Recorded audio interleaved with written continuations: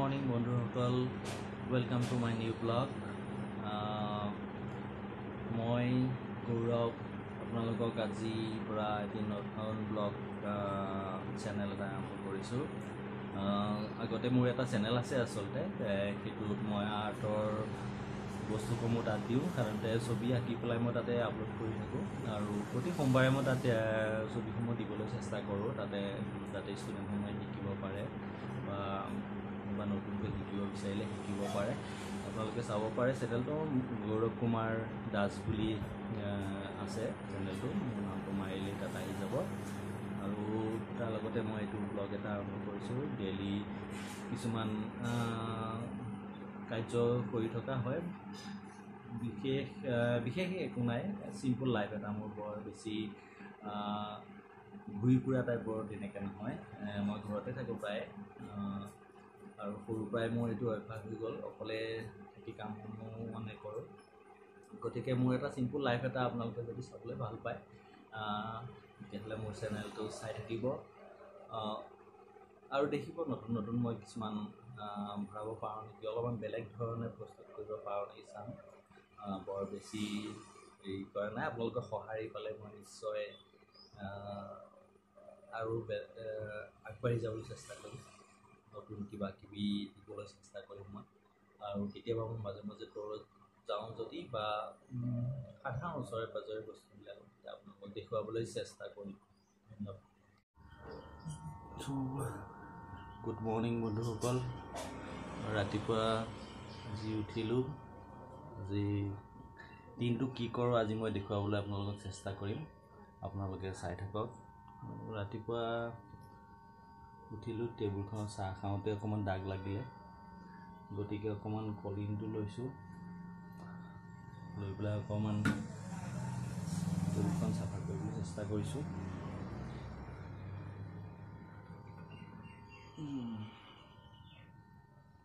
লকডাউনত মানুহ ইমান নাহে এতিয়া ঘৰত, ধৰি লওক মানুহৰ ঘৰলৈ ফুৰিবলৈ। তথাপি মানে বস্তুবিলাক লেতেৰা হৈ যায় কাৰণে চাফা কৰি থাকিবলগীয়া হয়।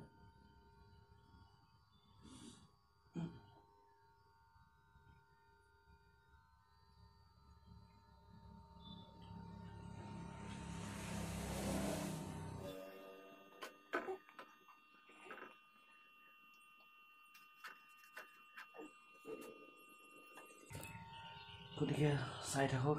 আগলৈ কি কৰোঁ দেখুৱাই আছোঁ আপোনালোকক। ঘৰৰ মানুহসকলেও কি কৰে মই দেখুৱাম আপোনালোকক।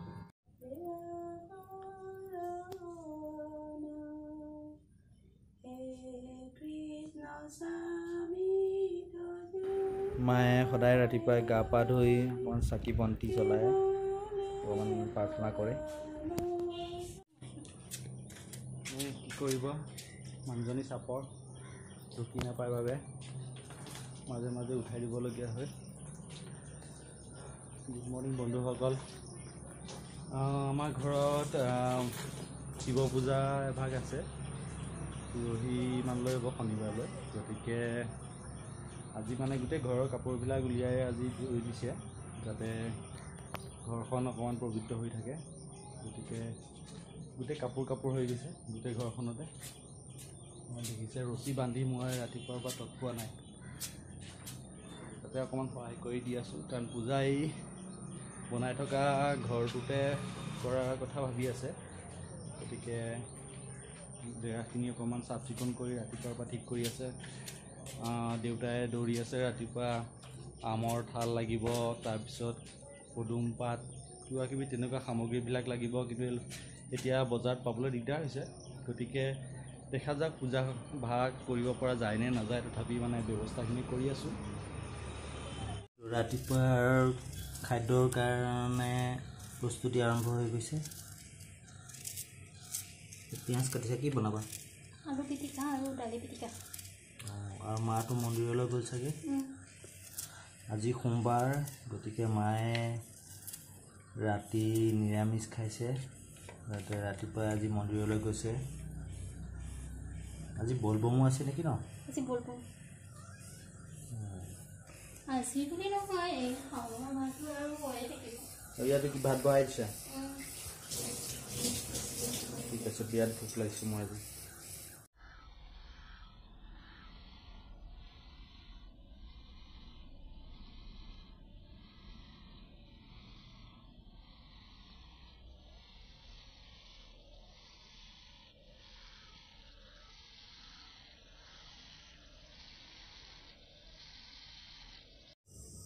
এয়া বোলে বেংগলী ধনিয়া মান ধনিয়া বাপে গোটেই দেখোন মান বেংগলী চব মানুহৰ দেখোন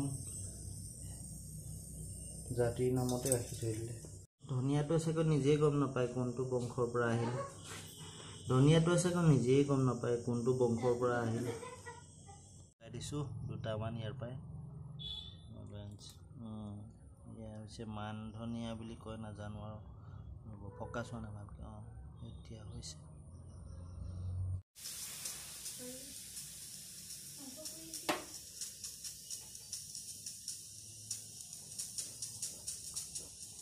ৰাতিপুৱা অলপমান আমি লাইট মানে খাদ্য খাওঁ তাত মছলা জাতীয় বস্তু বেছি নাখাওঁ আৰু গতিকে পিঁয়াজ এনেদৰে কাটি থৈ দিছে তাৰপিছত পিঁয়াজ আৰু তেল আছে ইয়াতে আলু দি পেলাই পিটিকা বনাই ৰাতিপুৱা খাম ভাল লাগে ৰাতিপুৱা এনেকৈ খাই পেলাই বিশেষকৈ মই ভাল পাওঁ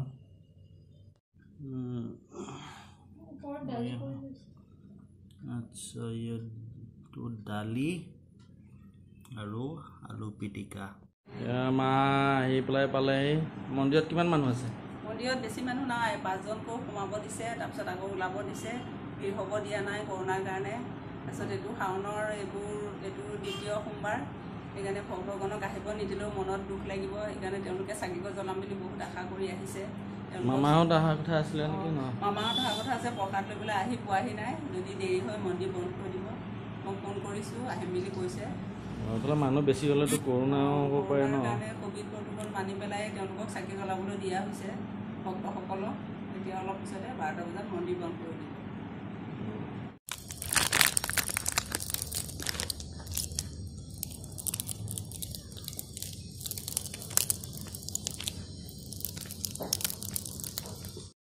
আজি ৰাতিপুৱাই পাপৰ বনাইছে মায়ে চাউলৰ পাপৰ হয় এইটো খাই পেলাই খুব মানে টেষ্টি লাগে এইটো খাই পেলাই কুৰকুৰীয়া একদম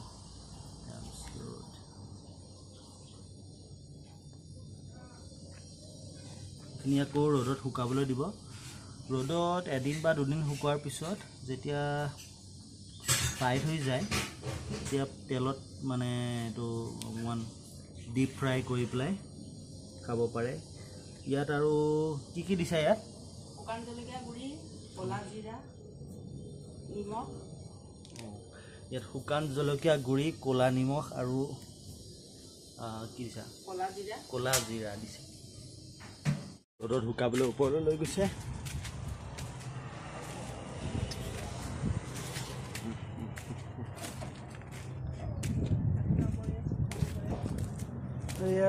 চাটৰ ওপৰত শুকাবলৈ দিছে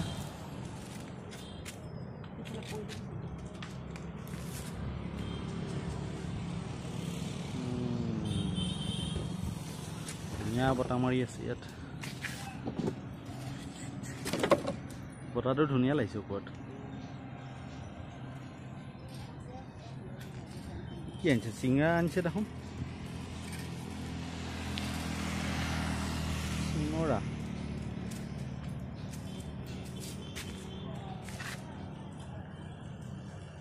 বাকী দোকান গোটেই বন্ধ হৈ আছে তাৰ মাজতে এজন দুজনে আনি পেলাই বিক্ৰী কৰি আছে উপায় নাই চলিবতো লাগিব মানুহ লকডাউন হ'লেও এনেও ধুই দিলা নেকি মোৰ ধুই থোৱা আছিলে কাপোৰবোৰ ছাতি আকৌ ধুই দিলে তিয়াই দিবলৈ দিছোঁ মেচিনত দিব নালাগে কাৰণ ধুই থোৱা কাপোৰ এই পূজাৰ কাৰণে কাপোৰখিনি মানে আকৌ ধুবলগীয়া হৈছে তলত মহিলাৰ কাপোৰখিনি তলত দি দিছে মোৰখিনি ওপৰতে দি দিছে আৰু কাপোৰখিনি অলপমান পৰিষ্কাৰ হৈ থাকিলে ভাল লাগে অকণমান শুদ্ধ হৈ থাকিব লাগে চাওঁ পূজা হয়নে নহয় এয়া মায়ে চব্জি কিনি আনিলে কি আনিলে এইটো ভাত কেৰেলা বেঙেনা নেমুটো গৰমত সদায় লাগে খাবলৈ বন্ধুসকল তেতিয়াহ'লে আজি কাৰ্যক্ৰম আপোনালোকে দেখিলে অলপমান দেখুৱালোঁ আৰু গোটেইখিনি দেখুৱাব নোৱাৰিলোঁ ৰেকৰ্ডিং কৰিব নোৱাৰিলোঁ গতিকে আগলৈ আৰু ভিডিঅ' দি থাকিম আপোনালোকে ভাল লাগিলে চাব, মোৰ চেনেলটি ছাবস্ক্ৰাইব কৰিব আৰু কমেণ্ট কৰিব কেনেকুৱা লাগিছে। মই আৰু বিভিন্ন কাৰ্যসূচীসমূহ আগলৈ দি থাকিম। গতিকে আজিলৈ এৰিলোঁ, ধন্যবাদ।